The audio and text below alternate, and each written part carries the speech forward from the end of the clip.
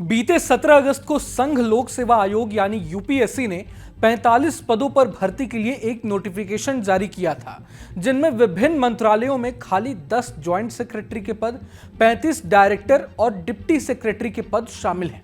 इन सभी पदों पर लैटरल एंट्री के माध्यम से उम्मीदवारों की नियुक्ति की जानी है। अब जैसे ही यूपीएससी ने लैटरल एंट्री द्वारा रिक्रूटमेंट की जानकारी दी, तो विपक्षी नेताओं ने केंद्र सरकार पर हमला बोलना शुरू कर दिया।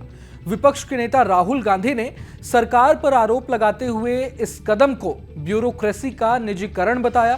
साथ ही साथ उन्होंने कहा कि मनमाने तरीके से केंद्र सरकार उच्च पदों पर आरएसएस के लोगों को बिठाना चाहती है।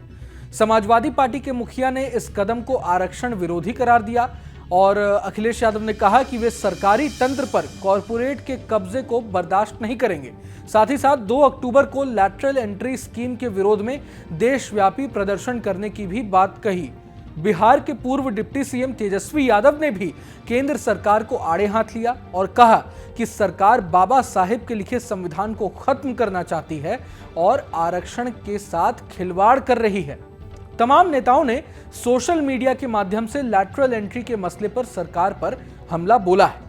ऐसे में अब सवाल ये उठता है कि क्या इन तमाम विपक्षी नेताओं के तर्क अपने आप में सही हैं या नहीं, और आखिर ये लैटरल एंट्री पर पूरा विवाद क्या है। तो चलिए इस वीडियो को अंत तक देखिए ताकि आप भी लैटरल एंट्री पर मचे बवाल की पूरी एबीसीडी समझ सकें।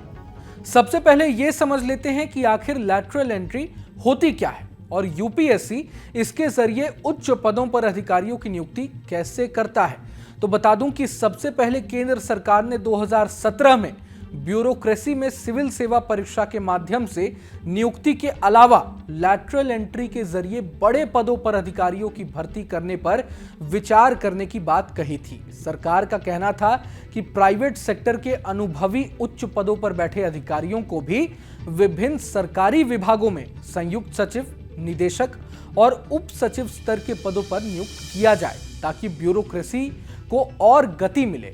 इस विचार के साथ ही अगले साल 2018 में ब्यूरोक्रेसी में लैटरल एंट्री की शुरुआत हो गई और इसके तहत पहली बार सिर्फ इंटरव्यू के जरिए विभिन्न सरकारी विभागों में जॉइंट सेक्रेटरी के 9 पदों पर प्राइवेट सेक्टर के उच्चाधिकारियों का सिलेक्शन हुआ था। 2019 में केंद्रीय राज्य मंत्री जितेंद्र सिंह ने राज्यसभा में लैटरल एंट्री को लेकर अपने एक जवाब में कहा था कि इस व्यवस्था के जरिए सरकार की कोशिश विभिन्न उच्च पदों पर फ्रेश टैलेंट को लाने की है। उन्होंने कहा था कि लैटरल एंट्री के तौर पर भर्ती करके सरकार स्पेशलाइज्ड लोगों को पदों पर बिठा सकती है ताकि वे लोग अपने अपने क्षेत्र में और अधिक ऊर्जा और अच्छे आइडियाज के साथ काम कर सके। हालांकि विपक्ष ने तब भी ब्यूरोक्रेसी में लैटरल एंट्री को लेकर सवाल जरूर उठाया था, लेकिन तब ऑपोजिशन के नेता इतने मुखर नहीं थे। लेकिन अब जानकारों का मानना है कि 2024 के चुनाव में विपक्ष पहले के मुकाबले काफी मजबूत हुआ है और इस बार बीजेपी भी बहुमत से दूर है। इसीलिए इंडिया अलायंस के नेता इसे आरक्षण और सरकारी तंत्र के प्राइवेटाइजेशन से जोड़कर सरकार को बैकफुट पर लाने की कोशिश कर रहे हैं। जानकारी के लिए बता दूं कि अब तक इस व्यवस्था के जरिए कुल 63 अधिकारियों की भर्तियां की जा चुकी हैं। वहीं 2018 से लेकर अब तक कुल 6077 कैंडिडेट्स आवेदन कर चुके हैं। इस बार यूपीएससी ने 45 पदों पर वैकेंसी निकाली है। क्राइटेरिया की बात करें तो जॉइंट सेक्रेटरी के लिए कैंडिडेट के पास 15 साल का अनुभव होना चाहिए, जबकि उम्र 40 से 55 साल के बीच होनी चाहिए। डायरेक्टर लेवल के लिए 10 साल का अनुभव और 35 से 40 के बीच उम्र होनी चाहिए, जबकि उप सचिव यानी डिप्टी सेक्रेटरी पद के लिए आवेदन करने वालों के पास कम से कम 7 साल का अनुभव और 32 से 40 साल के बीच उनकी उम्र होनी चाहिए। हालांकि आपको बता दूं कि ये जॉब परमानेंट नहीं होगी। 3 साल के कॉन्ट्रैक्ट पर ये भर्तियां की जाएंगी और परफॉर्मेंस और जरूरत के हिसाब से कॉन्ट्रैक्ट को 5 साल तक के लिए बढ़ाया भी जा सकता है।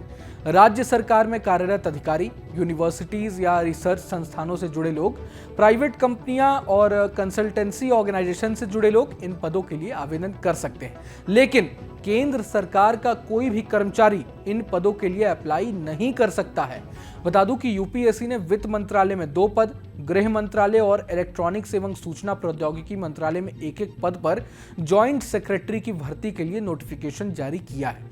वहीं कृषि मंत्रालय में 8 पद, शिक्षा मंत्रालय में 2 पद, विदेश मंत्रालय और नागरिक उड्डयन मंत्रालय में एक एक पद पर डायरेक्टर और डिप्टी सेक्रेटरी की भर्ती होगी।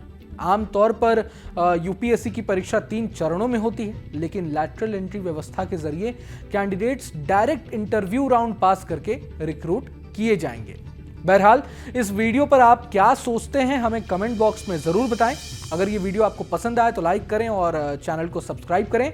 मैं हूं रोहन शर्मा और आप देख रहे थे न्यूज नेशन। नमस्कार। न्यूज नेशन अब व्हाट्सएप पर खबरों के ताजा अपडेट के लिए न्यूज नेशन के इस क्यूआर कोड को स्कैन करें।